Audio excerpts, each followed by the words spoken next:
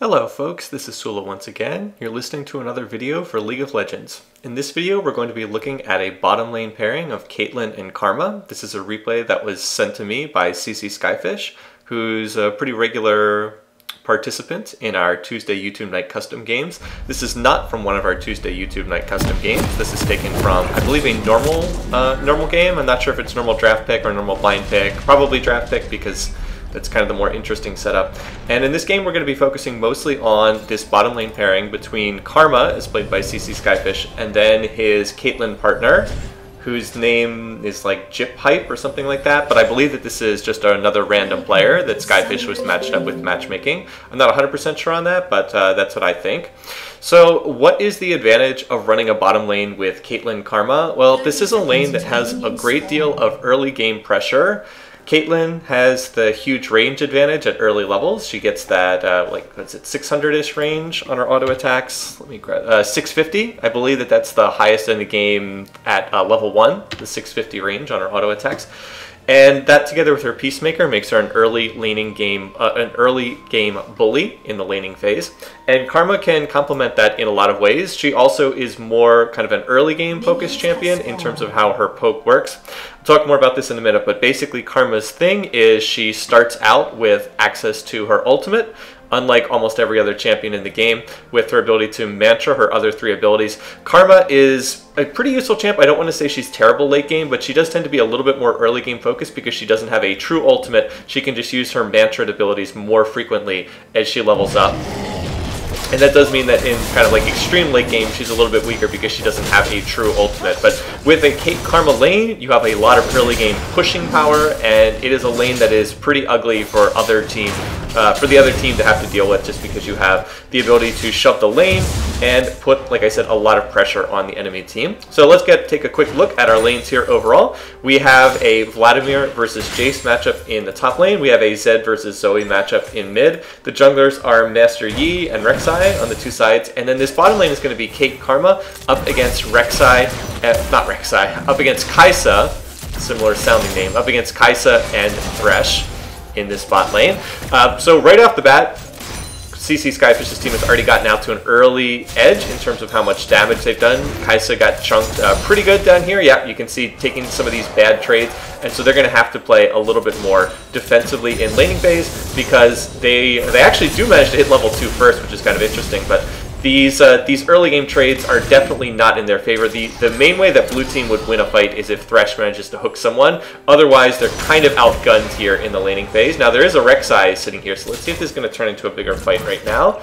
Just waiting in the brush there. All right, here comes Rek'Sai. Let's see. And nope, not going to cause anything. Skyfish uses his Mantra'd shield, and they're going to be able to get out of there with no trouble. So let's go ahead and look at a little bit of Karma's ability, shall we? This was sent to me by Skyfish, and I want to focus mostly on Karma with a little bit on Caitlyn in this game.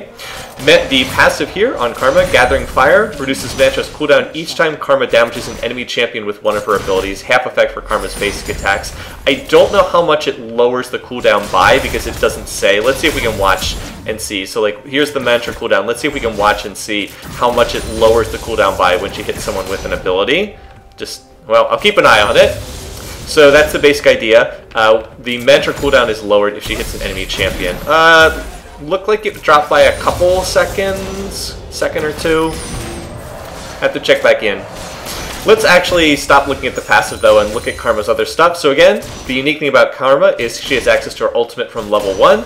With Mantra, she empowers her next ability. So basically you hit R and then you hit your next ability, and it has a bonus effect. And we'll look at them in turn as we go through. First ability is her Q. This is kind of her harassing tool in lane. It's called Inner Flame. Fires a blast of energy that explodes upon contact. Let's see. It deals damage and slows when it hits. It has a decent little hitbox. It will leave a little. Yeah, you can see right there. That's kind of the area of effect when it is used. So it deals damage and slows when it hits enemies. The Mantra bonus is it deals additional magic damage and leaves a circle of flame that slows enemies by 50%, so the slow goes up, and the circle then explodes and deals more magic damage after 1.5 seconds. So the basic idea, this is pretty straightforward. Yeah, there it is, straight line skill shot, deals damage in a little circle when it hits, also slows the target. If you mantra it, it will increase the amount of slow, increase the amount of damage, and leave a little marker on the ground, little circle on the ground, that will erupt after a second and a half and deal additional damage. Back when people used to play Karma in solo lanes, there have been different points in time where Karma has been played as a mid laner. Q is the ability that kind of gives her wave clear in that sense. It is still the ability that you max first for harassment. You can see that the Inner Flame is being skilled first by CC Skyfish. So this is kind of your bread and butter. This is how you start with Spell Thieves if you're playing as a support Karma. And this is the way that you harass people in lane and just generally deal damage. Like right there, yeah, you see, CC Skyfish shot it into the minion wave, but the area of effect for the attack was large enough that it still hit the Karma player, or not the Karma, jeez, I keep getting the name wrong. Still hit the Kai'Sa player even behind the minions because it has that little area of effect. Now there is a gank coming in, so we're going to see the initial flay coming in here. Skyfish is going to use his jump rope to get the root off. That's the Karma W. We're going to see the knockup from the Rek'Sai, and right there Skyfish is going to flash, by the way, the Redemption coming down from mid lane from the Zoe player. So there's 4 enemy champions here, but look, the red team is getting ready to try and counter gank this. Thresh actually stepped on a trap. Right there we're going to see a flash in, and a Sleepy Trouble Bubble is going to hit, so that's going to be a 1 kill. It's actually going to be 2 kills for Master Yi. Now Zoe is here, Exhaust comes out, and that ends up being a triple kill for Master Yi. So really nicely played by Skyfish and by his Caitlyn player. One of the big things that Skyfish did right there was he got off his W and he got off the root on the Thresh player to stop them from chasing. And they were able to just buy enough time to get out so that their mid laner and their jungler could roam down, counter that play, and they end up going 3 for 0, and they're going to get an Ocean Drake on the back end of this, which is quite nice. Those early Ocean Drakes providing the mana regen and health regen to everybody in the game. Ocean Drakes in general are one of the weakest dragon types, but if you can get one very early in the game, then the benefit of getting that extra health and mana regen. See right here, 6% health and mana regen, if not damaged by enemy champions. So when you're out of combat, it provides that effect. And it's just super, super nice for laning. It means you don't run out of mana. It means that you've got that health regen ticking. Really, really good stuff. Alright, so that was a big play. Let's go back and look then at some of the other skills on Karma. I'm going to mention her W. This is informally referred to as her jump rope, but officially is Focused Resolve. Links Karma to an enemy champion or monster, grants True Sight, and deals magic damage. If the link is unbroken for 2 seconds, target is rooted for 1.4 seconds, and then takes additional magic damage. This is a short-range ability. It requires Karma to be right up next to an enemy champion, so it's a little bit dangerous. That said, it is a point-and-click ability. It is not a skill shot. As long as you are next to someone, you can always, all you have to do is click on them to get this to work. So quite useful in that sense. It does put Karma in danger though, because she has to be right up next to them. But if you use it successfully, they will be rooted for 1.4 seconds. And that was what happened on Thresh there in that last play that stopped Thresh from being able to chase. Nice harass there on the Q. Not mantra, but just get the normal Q there. Alright, and then as far as the mantra bonus is Karma is healed for 20% of her missing health. And then if the link is not broken or the target dies, the root iteration is increased by a half second, and Karma is healed for another 20% of her missing health. So the initial 20% heal is instant, and then there's a further 20% heal off of missing health, so this is more effective if you're low, if the root is maintained for the full 1.5 seconds.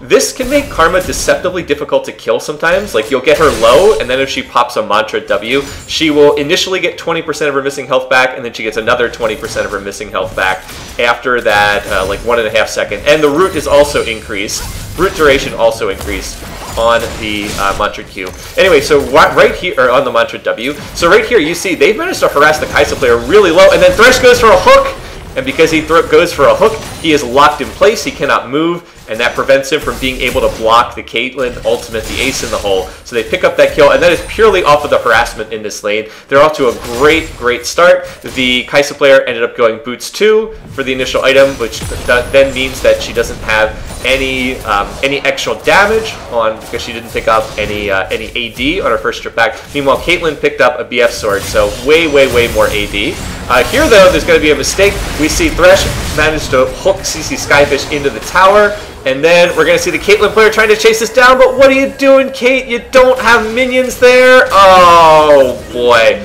And that is one of the worst double kills you can give up, because Skyfish and his Caitlyn partner were so far ahead in this lane, and then Thresh made a nice play. He managed to hook Skyfish and then pull him in under the tower, tossed down the box so Skyfish couldn't get out. Skyfish did not have flash up, so he could not flash over the Thresh box. And then Kate, what are you doing, girl? Ugh, walks under the tower and feeds back an incredibly needless death. And it also even forces them not to get this this second tower plate, which is like one hit away. So should have been an easy back for them. Unfortunately, though, gives away a double kill. The only good thing is both kills went to Thresh. Kai'Sa did not get them, but that was a good 600 or 700 gold going over to the Thresh player right there. So not the best, giving away a lot of the advantage in lane. Like I said, the one good thing is it did go to Thresh and did not go to the Kai'Sa player, who is mostly stacking attack speed at this point in time. So right here we're going to see Skyfish go in with this W. He's going to get the root. Meanwhile, they turn and go after the correct target, with this, which is Kai'Sa, using that exhaust to try and stop her from getting away. And the summoner heal baited out, but Skyfish is going to pick that up. So a really nice job of switching targets. Thresh zoned out of the fight, and then that allows the rest of them to go in. But we've got another fight continuing because a hook goes in, and we do have a Rek'Sai player landing. The smite's going to come down. Rek'Sai's going to ultimate. A really nice shield by Skyfish. I don't know if you saw that, but got a Mantrid shield onto Kate right as Rek'Sai jumped in, blocking basically all the damage. Now Master Yi is here. Play comes out for Thresh, but it's not enough. That's going to be a kill. Master Yi wants to chase this down, going to get knocked up under the turret, and oh boy, what's with all the tower diving here? Master Yi is going to flash, but it's not going to be enough. So they do ultimately go 2 for 1. Probably would have been better for Master Yi just not to chase that. But on the plus side, this is going to mean more tower plates grabbed here by Skyfish and his Caitlyn partner. Although Kate tanks another tower shot there, a little bit unnecessarily. So overall, good stuff, even if they got maybe a little over-aggressive. And you can see this is kind of what a Kate Karma lane does, is you want to be shoving shoving the minion waves into the tower. Just put lots and lots and lots of pressure. This is a lane where you really want to be focusing on trying to take the tower first, because Caitlyn's mid game is not very good, so she kind of needs to get ahead early. And with the range advantage, with the early Peacemaker damage, and with Karma having the ability to mantra her various normal skills, this is a lane where you can get ahead. Right here, though, Thresh is going to go in. He's going to get a hook onto Skyfish. Skyfish is going to flash out. However, Kai'Sa is going to ult. We see the Lantern used by Thresh, and Kai'Sa is going to clean up one kill, and then Kate's trying to get out, but not quite enough damage. Kai'Sa is going to clean up the second kill as well. So that was a really nice play by the Thresh, who really has set up both of these double kills that have been landed for blue team. And so that unfortunately again gives away much of the advantage that they had picked up here in the laning phase. So they've gotten ahead. We're doing a really good job of pressuring this tower down here, but Thresh has made some plays and that's gotten them back in, and now Kai'Sa's going to claim turrets as a reward for getting that. There's action elsewhere in the game, but I've mostly been trying to focus on this lane down here. So you see Zoe use a Sleepy Trouble Bubble to get herself out of what would otherwise likely be a kill. But yep, right here, Kai'Sa just still trying to take these tower plates.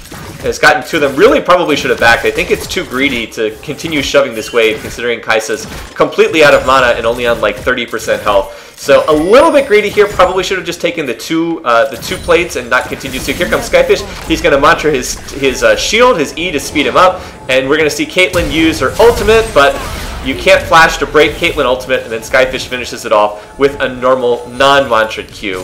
So I've been talking about Karma's shield. Let's actually look at her shield because I haven't had a chance here.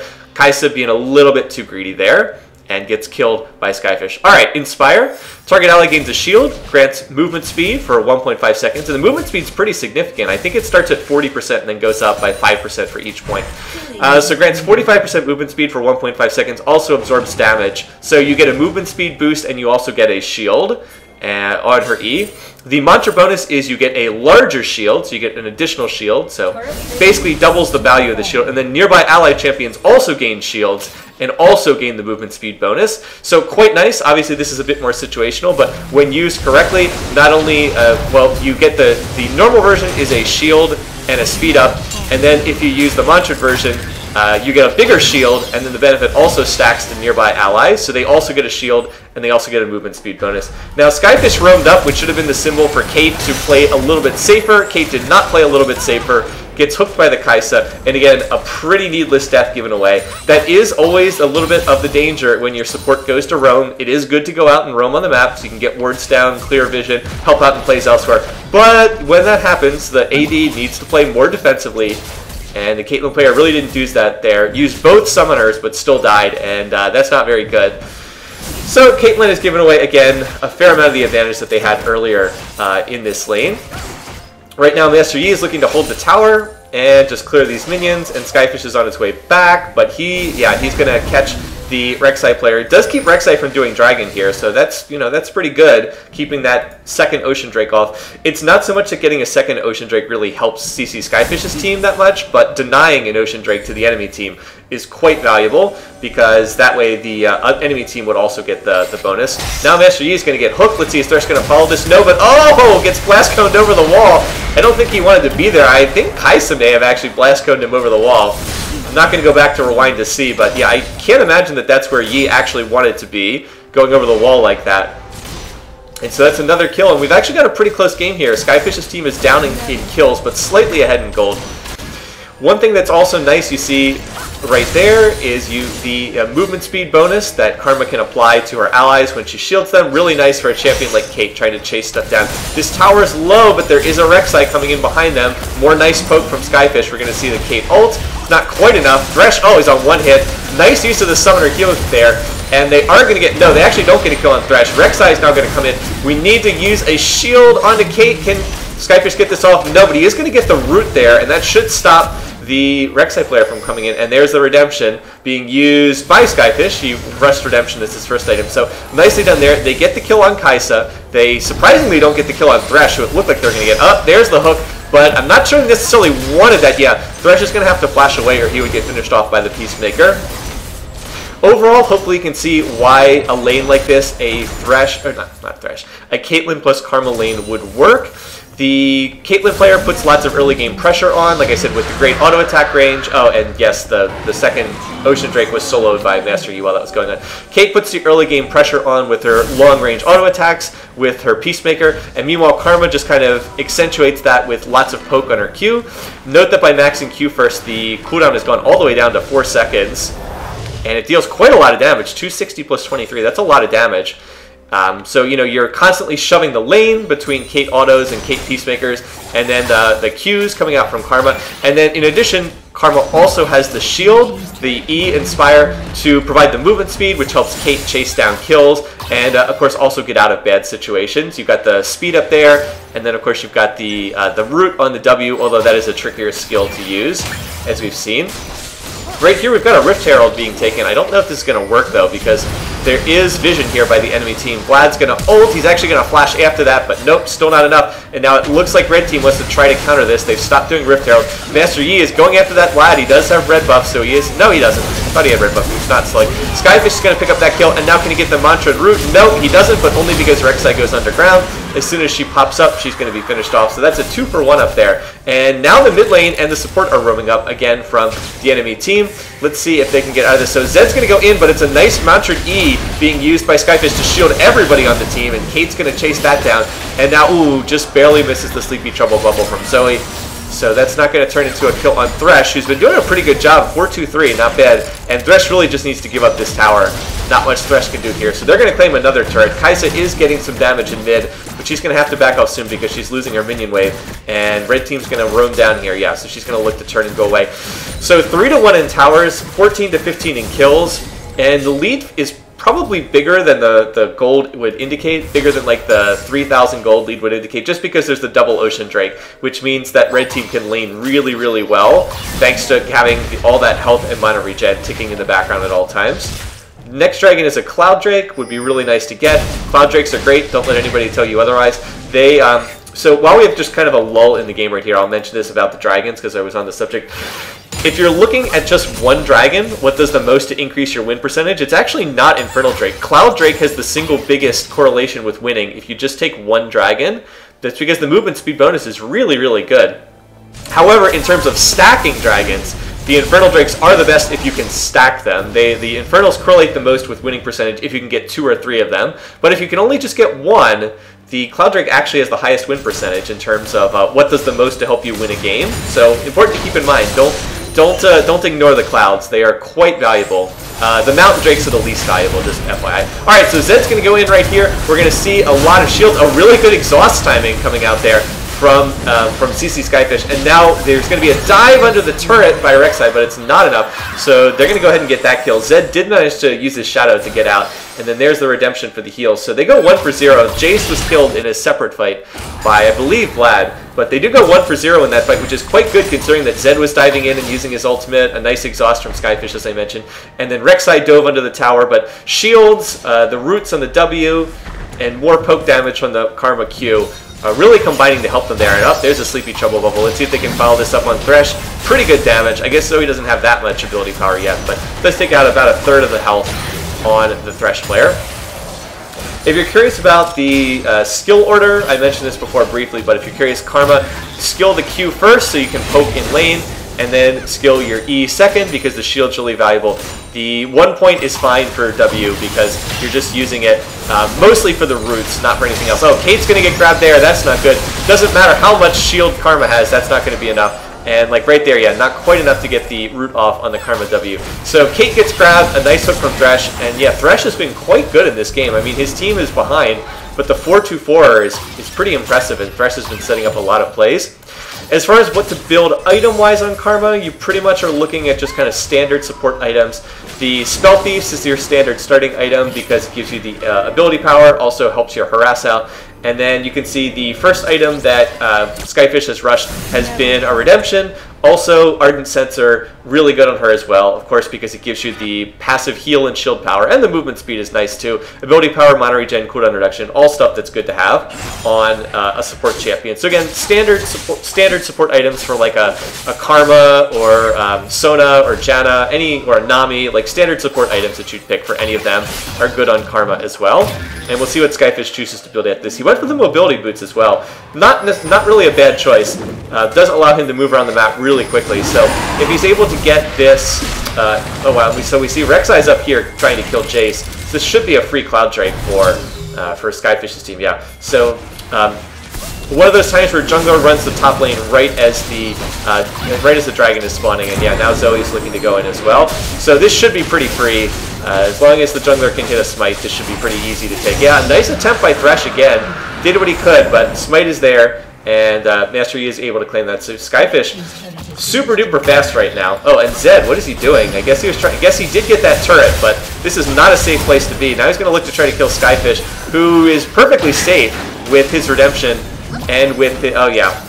Turned around and went backwards, but that doesn't break the Caitlyn ult either, so died pretty quickly. I was going to say Skyfish is perfectly safe with his shield, which is getting to be pretty strong. His normal shield is, what, 170, and then his mantra shield adds another, well, a lot of damage. With the mantra version, it's like 350, 400, something like that. And right there, they're able to steal the blue buff away from Rek'Sai, who even flashes away. I'm not sure that was needed. One of the things that the red team had in this game was they kind of ended up with a really strong poke composition on this team. I mean, look at who they have. So they have Jace with his ranged poke. They have Zoe with her poke. They have Caitlyn, who is great at poking. And then they have Karma, who has pretty good poke too on her Q. The only one that really doesn't have much in the way of poke is the Master Yi, who isn't necessarily a great fit for this comp. They probably would have been better to have a jungler who was a little bit tankier and could provide them with a front line. But it is solo queue, so you don't expect like a super coordinated team comp, but yeah, the poke is really nasty, and one of the things that's super good for a poke comp is if you can pick up Ocean Drakes, because they just allow you to sustain and siege up towers pretty much forever. So there's 2 kills traded there, 1 in top lane, 1 in mid. Jungler and top lane are dying on the 2 sides. Ooh, wow, that Zoe damage starting to get pretty significant there, now that I think she's sitting on a fair amount of gold. Yeah. Sitting on 1,200. So yeah, a lot of gold that needs to be spent here. Skyfish's team should probably go back, look to spend this gold, and be in a position to keep pushing afterwards. With the double, so they actually have pretty good dragons. If they could just get like 1 mountain drake, they'd have a really nice setup here. The ocean drakes allow them to just sit and siege towers basically forever because they're never going to run out of health and mana. And then the cloud drakes are really nice for disengaging and not getting caught by the enemy team. So it's a real dilemma for blue team. They need to hard engage in order to kill this team because otherwise they're going to be poked to death. But because they're behind by 5,000 gold, if they hard engage, they're probably going to lose the fights. And that just means that they just get endlessly poked down again and again and again and again because the team comp that red team has is both ahead and should be able to continue snowballing to get further ahead from a position like that. Baron is up. they could take Baron. That would probably be enough to put this game away. We'll see if they're able to do that. Meanwhile, the strongest members of Red Team are really the bottom lane. Like, Kate is at 11,000 gold, and Skyfish is quite strong too. He's actually stronger than the mid laner. I guess Zoe's not really having that great of a game. 026. And their Master Yi jungler is in a pretty strong position as well. Meanwhile, on the enemy team, it is the Zed who's the strongest, and then I guess Kai'Sa's second after that in terms of gold. This is kind of a weird build from the Caitlyn, going Infinity Edge into Phantom Dancer and then into Bloodthirst, so that's kind of a strange build right there. I'm not sure that that's really the way that you build ADs right now. Meanwhile, though, you do see the push continuing, so Jace is down here. He's looking to shove this tower. There's a Rek'Sai behind him. And it looks like the enemy team wants to try and jump on this and force a fight, but so Jace is going to try to disengage. He did run through the acceleration gate. There's a long-range redemption coming in from Skyfish, so nice to give that 500 health back. Jace is going to get hooked, but the cavalry is here. We're going to see Master Yi show up. It's a nice stopwatch to dodge the Rek'Sai ultimate. Skyfish is going to claim that, and remember, there is no tower here, so they could, in theory, keep chasing this. There's a separate fight over here in mid. Let's actually go back and watch this separate fight here. Alright, so Kate's being engaged on by Zed and by Kai'Sa, so she's going to flash away, uses the heal, doing her best to try and, attack move backwards, and she's going to get one kill, and then she's going to get a second kill. Here comes a teleport in, as she continues to duel with the Kai'Sa there, so that's going to be one kill, but then Jace should be able to chase this down. Yeah, with the Cloud Drake should be pretty easy. So they end up going 2 for 1 in that fight there. And overall, it is a 3 for 1 in the extended play. And that's going to clear Skyfish and Master Yi to continue shoving on this tower. There's not really much here to stop them. I guess Vlad and Thresh have now showed up. So they will have to back off that, but look, I mean, the pressure just continues in other lanes. Jace is shoving this wave, and Zoe is shoving in top lane. So really, like I said, this is what their comp wants to do. They want to siege up, they want to pressure towers, they want to keep pushing and just try to snowball their advantage. They have ballooned out to a much larger gold lead.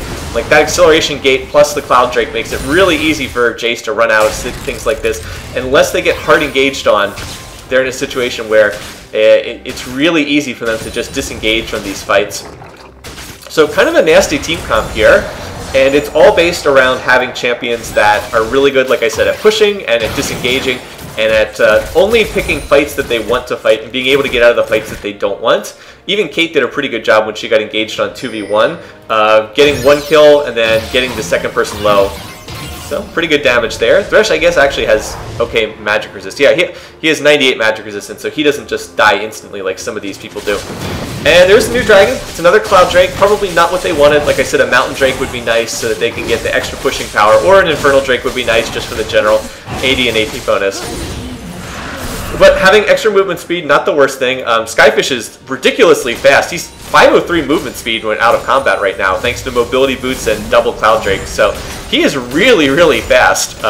Drops down to 405 when he's in combat. But and yes, there are diminishing returns once you hit that movement speed cap. But he is like insanely fast at moving around the map, and there's a lot of value to that one. Wow, he goes up to 600 movement speed when he mantras. When he actually no, when he just shields, not even when he mantras his Q. Or his E. Alright, right there we're going to see, we're going to see Kate just catch Kai'Sa out. No vision from Kai'Sa, just kind of walked into the enemy team, so that's not good. Now the pinks come out for Baron. This is really nice. They've done a good job of sweeping out the vision. Note that there's no vision anywhere for enemy team. This is going to have to be a blind face check, and with them being so far ahead, that's going to be really difficult. Probably should be a pretty free dragon. Nice call, by the way. Got one kill, no vision for the enemy team. With that, the game should pretty much be over. I don't really see any way that the enemy team can defend against this, given that they're 10,000 gold behind. Red team has the Baron buff, and Red team's setup is really good for pushing and sieging anyway. If we have another dragon, it's going to be another Ocean Drake. I was curious what that would be. Master Yi trying to 1v1 against Vlad. Probably not the best decision, but wait, watch this. He's got double Ocean Drake, and he also can meditate with the Baron buff, even giving him a little extra AP. So yeah, he's back to being just fine there. Meanwhile, in mid, Caitlyn and Zoe are still pushing on this tower. Now that they have the Baron minions, it's much harder for the enemy team to clear these sieges. Oh my god, that Jace poke just took out half the life bar of Kai'Sa. So yeah, with this much poke and with the ability to siege endlessly because they've got the double Ocean Drake, it's going to be almost impossible for a red team. I mean, I guess they have to hard engage, but like they can't hard engage because they're so far behind. Sleepy Trouble Bubble hits, and Thresh, yeah, just nothing he can do once that happens. Whole team jumps on him. Meanwhile, over here, Master Yi still applying side pressure. And Zoe just throwing out bubbles, trying to hit people, tossing out those paddle stars. Vlad is trying to get away. He's already used his pool. Now he's going to use Zanya's, but probably not going to be able to get out of this. Skyfish is going to use his Zanya's in order to escape, or I guess just to stop. No, he has a full Zanya's. So whole enemy team just melts. That's an ace, and this one is over. So Skyfish is going to finish 7-2-15 on the game, with his Caitlyn partner finishing 11-5-10. And this was a game that really did snowball off the bot lane. Like I said, the Caitlyn Karma pairing is quite good and has been played in competitive a decent amount. If you just want a lane that's going to shove, try to take early towers, and put a lot of pressure on the enemy team to respond. They did make mistakes. The double kill to Thresh given up under the tower was really, really silly. Nobody's perfect, though. It was just a dumb way to die. It was worse on the Caitlyn's part than on Skyfish's part, because he basically got hooked, but Caitlyn then just died for no reason. And they also suffered another double kill in bottom lane when Thresh hooked them. So I thought the Thresh on the enemy team played pretty darn well. But once they got rolling, once they got ahead, they really became unstoppable, especially with the double oceans kicking in all that health and mana regen. So a really nice Karma game. I believe that this was an S rating from Skyfish. And op.gg said that he was the MVP of this match, for what it's worth. So thanks for watching. Thanks for listening. I don't get a chance to put a lot of Karma gameplay up, so I hope you enjoyed watching this. Until next time, hope you're having a good week. Until next time, see you soon, and take care.